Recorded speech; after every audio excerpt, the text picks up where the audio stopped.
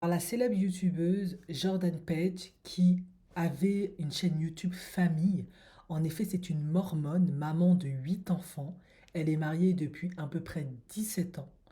Et avec son mari, ils avaient une chaîne où ils montraient le quotidien de leur famille. Elle partageait des conseils, comment gérer, s'organiser avec une famille de 8 enfants. Et on se doute bien, c'est pas une mince affaire. Eh bien, ils ont divorcé au mois de mars. Alors, bien évidemment, ils n'ont pas expliqué le pourquoi du comment ils ont divorcé, mais il semblerait qu'il y aurait eu des rumeurs d'infidélité de la part de Jordan Page qui auraient apparemment été confirmées. Bien évidemment, parce qu'ils ont 8 enfants et que dans son communiqué, elle souhaitait protéger quand même ses enfants des critiques, des remarques, de toutes les conséquences de ce divorce qui peut être houleux. Ils n'ont pas souhaité partager les raisons de leur divorce aux yeux du public. Cependant, on avait observé depuis quelque temps qu'elle n'allait pas très bien. Elle avait déjà parlé de divorcer autour d'elle sans qu'elle le fasse sur les réseaux sociaux. Donc les gens avaient un peu des soupçons. Et au mois de mars, elle a confirmé, c'est elle qui a demandé le divorce, elle a pris plusieurs avocats, on peut voir le document du divorce où bon, ils ont caché des choses parce que c'est sur Internet, mais voilà, elle a préféré divorcer. Alors il faut savoir que statistiquement, plus de 50% des femmes initient le divorce. Pourquoi? La raison principale invoquée, c'est souvent, bah, elles ont besoin de romantisme, elles ont de nouveau besoin d'être séduites, de vivre les premiers affres d'une passion amour, enfin une passion plutôt une relation amoureuse, quand l'homme te drague, te fait faire des trucs super fun, super sympas, lorsque vous avez des rapports sexuels super waouh, voilà. Donc on peut, en tout cas, s'il y a eu infidélité, on peut comprendre par là qu'après 17 ans de mariage, 8 gamins, s'organiser, tout gérer, ce stress, la pression, parce qu'elle en avait parlé, ils se sont peut-être éloignés et ils ont évolué avec des besoins différents en sachant qu'ils ont quand même un business qui est leur chaîne YouTube et d'autres choses à côté. Et c'était elle, en fait, le fer de lance de cette chaîne YouTube, de tous ces business-là. Donc, ça peut arriver qu'à un moment donné, elle ait envie d'autre chose parce que ben voilà, elle a aussi gagné en valeur.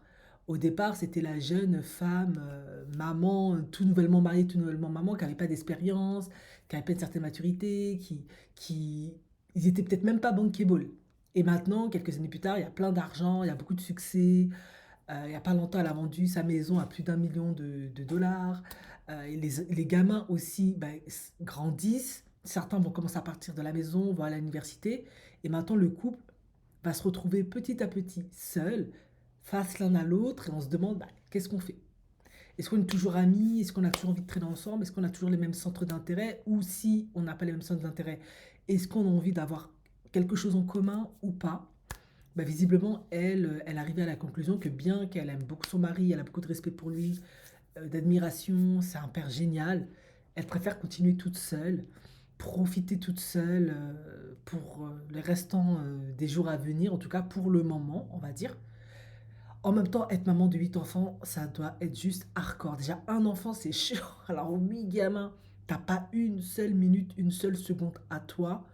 Extrêmement difficile pour que le couple ait une intimité, que ça soit émotionnel ou physique. Au bout d'un moment, on peut s'éloigner, quoi.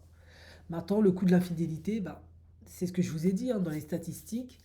La plupart des femmes, ce sont elles qui initient le divorce parce qu'elles veulent du romantisme. Donc, de nouveau, découvrir un nouvel homme qui te dise des nouvelles choses, qui te courtise, qui te voit sous un autre angle, un autre aspect, qui te trouve belle, désirable, magnifique. D'autant plus qu'elle s'est plutôt bien maintenue jusqu'à maintenant. Voilà. Et on pourrait se dire son mari peut le faire, mais c'est difficile parfois pour certaines personnes de raviver la flamme. Parce que le couple a évolué, il a changé, c'est plus la même chose. Tu le connais, il y a la routine, il n'y a plus d'effet de surprise, il n'y a plus d'inconnu. Or, le désir naît de l'inconnu, de l'effet de surprise. Et c'est ça qui est difficile au fil du temps à raviver au sein d'un couple. Parce que les gens ne comprennent pas. Ils disent oui, mais il faut rester pour rester. C'est pas si simple. Oui, autrefois, les femmes, elles restaient pourquoi? Parce qu'elles n'avaient pas le droit de bosser, elles étaient soumises à leur mari, elles n'avaient aucun droit, aucune autorité, elles étaient complètement dépendantes la plupart du temps, elles n'avaient pas leur mot à dire. Tout a changé de nos jours.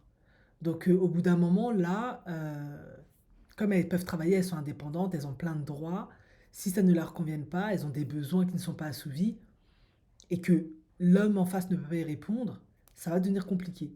Maintenant, les hommes, comme c'est un peu plus, ils arrivent à plus compartimenter, ils arrivent plus à se contenter parfois de certaines situations, même s'il n'y a pas d'amour. Les femmes, c'est plus compliqué parce que bah, il y a le côté émotionnel aussi qui fait que elles ont besoin constamment, ou pas tout le temps, mais elles ont à un moment besoin de savoir qu'elles sont désirables, qu'elles sont belles.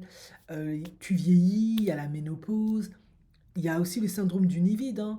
Les enfants vont grandir, vont quitter le nid. Et ça aussi, ça peut faire que tu as tellement peur que tu anticipes certaines situations et tu as des réactions. Voilà. Ce qui est sûr, c'est qu'elle, voilà, elle décide de partir sur de nouvelles aventures, faire la fête, profiter, faire de nouvelles rencontres, aller sur de nouveaux projets, en dehors de son mari qu'elle connaît depuis 17 ans. Voilà. Maintenant, on verra ce que ça va donner. Ce qui est sûr, c'est qu'elle a fait quelques posts, hein. Elle s'exprime très peu sur ça, mais elle a quand même fait quelques posts par rapport à ça, où elle expliquait que c'était difficile. En effet, hein, si vous regardez un peu les témoignages qu'il y a sur ma chaîne YouTube, souvent les femmes elles expliquent à quel point c'est difficile. Elles font face à du vide, à de la dépression. Pourquoi? Parce que ben, le cocon familial n'est plus.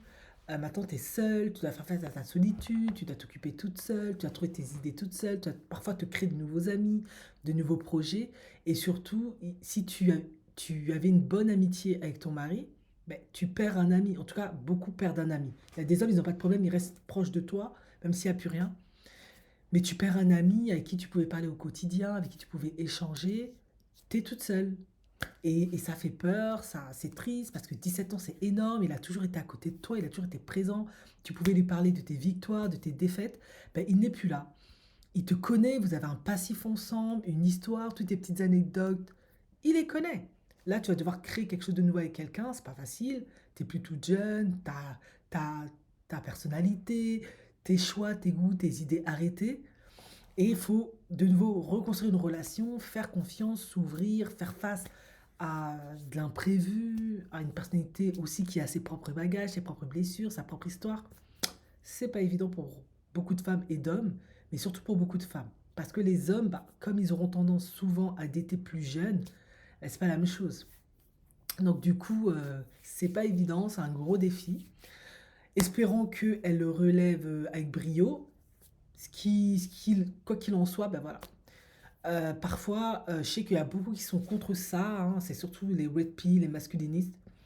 Mais il vaut mieux parfois se séparer que rester dans un mariage où tu vas faire que de tromper le gars, le blesser, le heurter, le traumatiser. Le pauvre, il a rien demandé, il vaut mieux partir.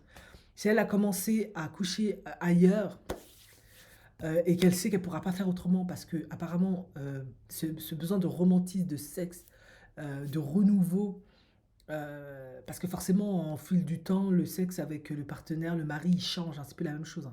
Si quand vous étiez jeune, c'était passionnel, c'était boum boum dans tous les recoins, tous les endroits, tout le temps, avec l'âge, ça devient différent parce que l'homme aussi il change, la femme. Et parfois, les femmes, elles veulent que ça toujours boum boum, machin, passionnel, et l'homme, il veut que ça plus tranquille, tranquille. Ben, forcément, il y a aussi ça, il y a un problème. Donc, voilà. Parfois, il vaut mieux se séparer que rester marié à tout prix, parce qu'il faut rester marié à tout prix. C'est pas si simple.